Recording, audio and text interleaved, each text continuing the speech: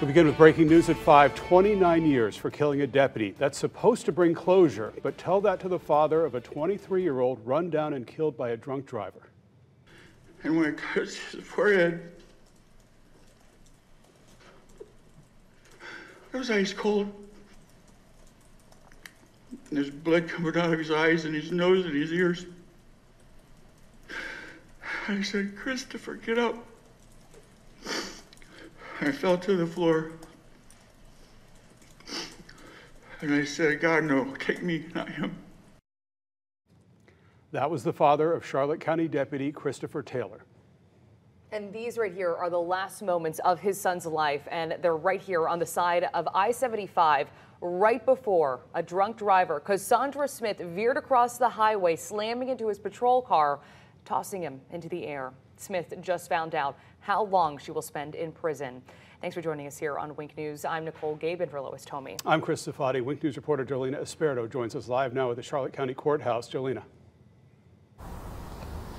The state asked for 30 years. The defense asked for 12 years. Let's take a listen to the judge hand down his sentence. Count 3, the vehicular homicide.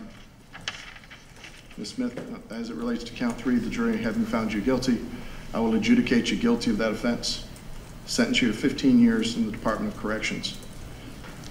As to count 1, DUI manslaughter, violation of Florida Statute 316.193 sub 3. At this time, the court will adjudicate you guilty of that offense, sentence you to 14 years in the Department of Corrections, consecutive to count 3.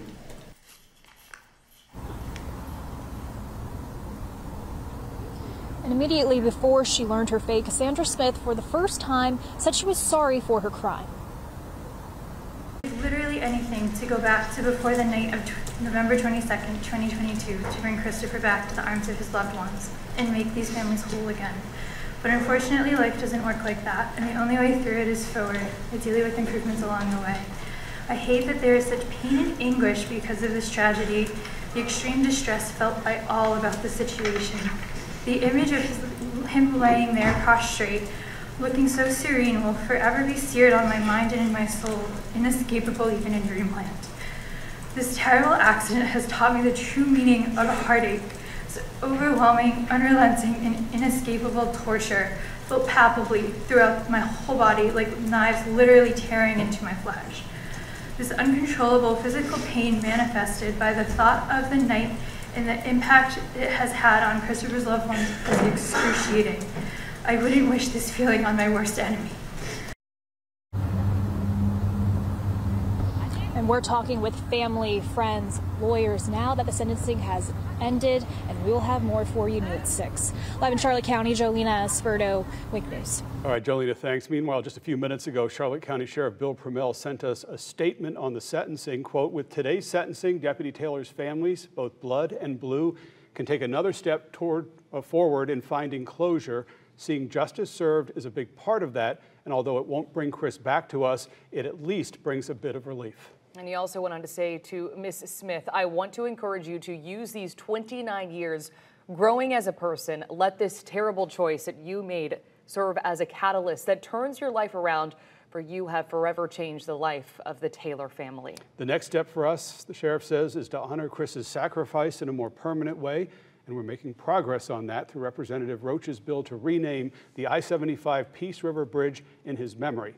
That bill has already begun the approvals process, and we will update you once we cross the finish line so we can again celebrate Chris's legacy together. That a statement from Sheriff Promell just a few minutes ago after the sentencing came in, and a very dramatic, very sad day to hear his father up there. We heard at the top of the newscast talking about, you killed me when, you killed my son. But hopefully this will bring a little bit of closure. A lot of heartbreak. And I know a lot of our viewers have been following along with this case. I mean, this happened over a year ago. I'm sure many of you remember it. We've been there with you and trying to bring the story of what exactly happened, what type of person Deputy Christopher Taylor was as well. And we heard it from those, what's happening to the family, the impact statements. Like you said, the father, his fiance, his grandparents, and his friends. So many people miss him so much, and hopefully he will forever be remembered. Yeah, we'll be covering this for you all afternoon. Absolutely. All right.